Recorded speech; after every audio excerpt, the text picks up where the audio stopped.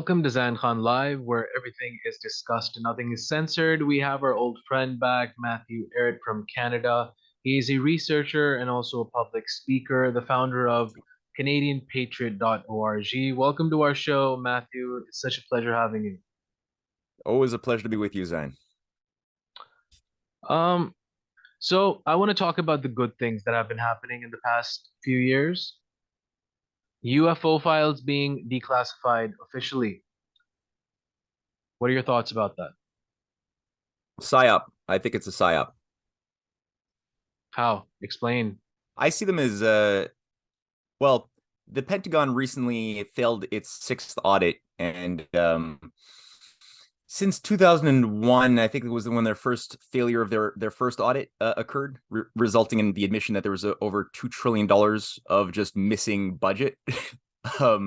Just missing budget. Can't account for $2 trillion. And I think Catherine Austin Fitts recently did her own assessment using some solid data, which resulted in about a $20 trillion missing gap. There's a lot you can do with that. And the way I see it, I recently wrote an article on MK Ultra, Lawrence Rockefeller, and UFOs, going through the origins of the UFO movement, Area 51, crop circles, what have you, Disclosure Project. And I just traced it to the early days of MK Ultra, the big psyop operation where the terrain of warfare became focused on the mind of the people, especially with the idea of deconstructing and reconstructing a new personality in both an individual using psychedelics, other forms of electroshock therapy, trauma, reward punishment, all sorts of things. Like, a lot of techniques were developed. And then it was applied to groups and then to nations. And that was the basis upon which the entire restructuring of the economy back in the 70s occurred. The overthrow of Pinochet was utilizing a lot of the techniques discovered or refined in MK Ultra, which was a CIA operation. Hundreds of thousands of civilians were experimented upon. So anyway, I say this because the architects of it, people like, I go through my list in my article.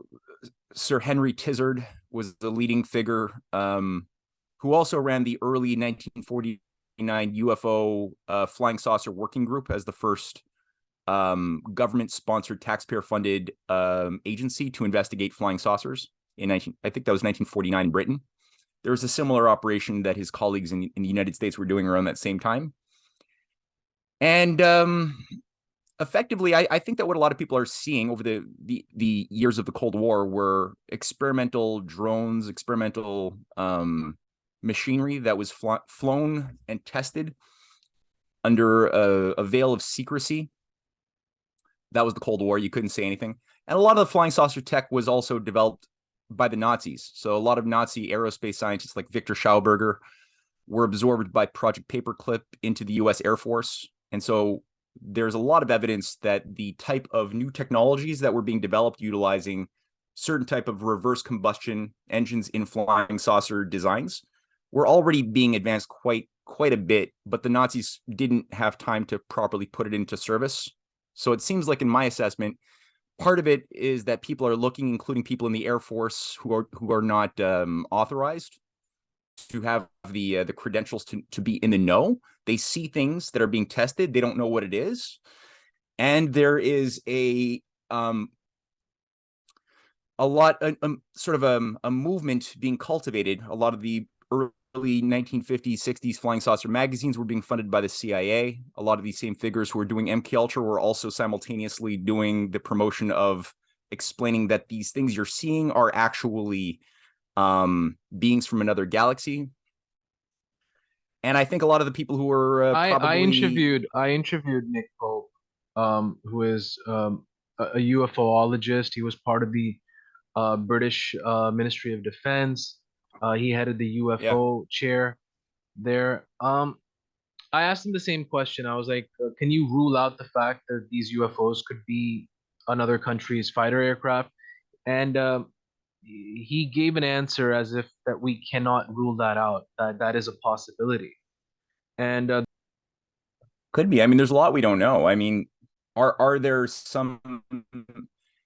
Is there some evidence that that aircraft that we are not popularly told about do exist and have been developed over decades in black budget warfare operations. I think that that's likely. Is it possible that there's a utilization of CGI, which is, I mean, we all watch Hollywood movies. We know how easy it is to make something appear to be true, which is not true, in order to conduct psyop operations. Possibly, We've likely recently seen so. like Spider-Man, right? Yeah, exactly. Mysterio conveying, yeah, exactly, all the holograms.